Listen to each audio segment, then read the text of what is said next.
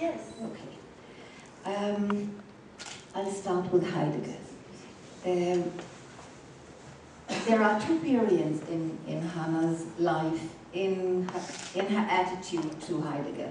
The first was, do you all understand this? Yes. Since I don't understand Spanish, I might repeat what has been said. So when she was 18, she met Heidegger for the first time and fell in love with him. He was 36 years old then, and he was married and a father of 2 sons. And for 4 years there was a love affair going on between these two. She was the young, admiring student.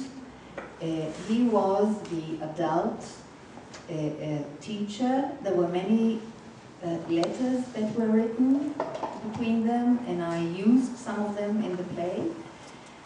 Now, when you read her letters at that time, the heart goes out for her. She was moody, she was uncertain of herself.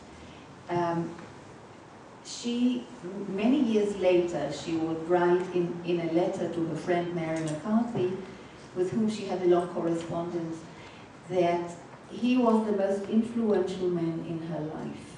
So that at this age of 18, she was emotionally, sexually, intellectually influenced by him. It was not the same for him, of course. She was one of many lovers she had. It was a kind of a one-sided love affair from her to him. The next encounter, now this went on between 1924 and 1928. And then in 1933, the Nazis come to power in Germany, and she's caught by the Gestapo and she flees to Paris, where she stays some years, and then in 1940, she arrives in the United States and makes her name as an intellectual, where she meets Mary McCarthy. And in 1933, Heidegger becomes a member of the Nazi Party. He becomes the rector of the University of Freiburg. And in his inauguration speech, he calls the students to support Hitler, because Hitler will bring back the great spirit of Germany. Now, in 1945, the French get to that part where Heidegger teaches, and he is banned from teaching. His economic situation gets worse because he's not paid. And for some years he doesn't teach at all until 1950.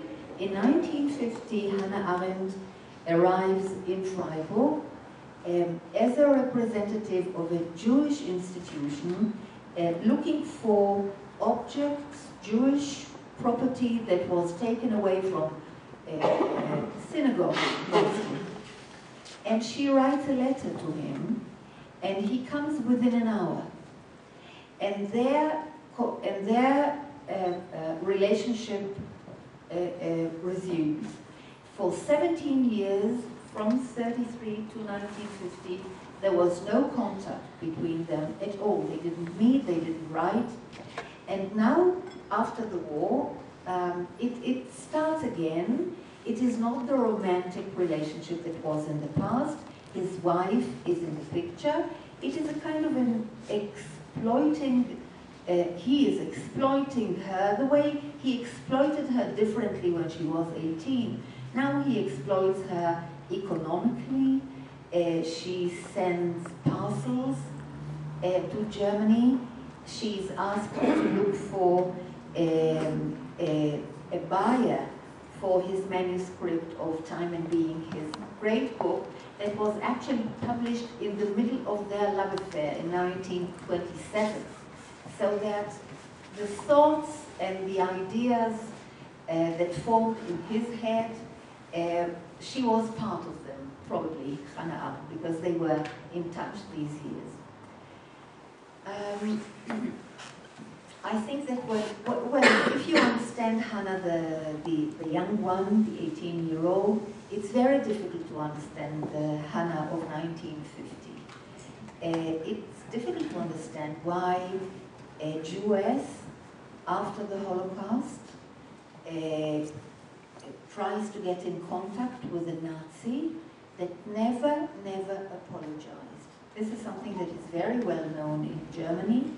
In his last interview, when he was asked about it, he usually did not answer, but he gave this answer, and this line I used in the play. He said, if you get Hitler out of his grave and Hitler apologizes to me, then I will apologize.